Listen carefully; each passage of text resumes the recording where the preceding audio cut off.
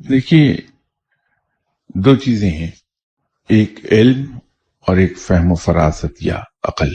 इल्म हमें ये सिखाता है कि क्या चीज अच्छी और क्या बुरी, और अक्ल हमें ये सिखाती है कि अच्छों में ज्यादा अच्छा क्या है। हम अगर इसी मुआशरे में रहते हैं तो इंसान वही कुछ सीखता है जहां जिस मुआशरे में रह रहा होता है।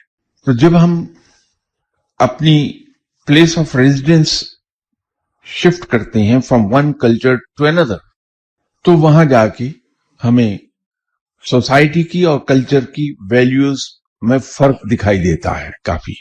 तो अगर हम तालीम याफ्ता हैं, वियन है हमारे पास, अक्ल है हमारे पास, तो हम अच्छे और बुरे को पहचान पाएंगे।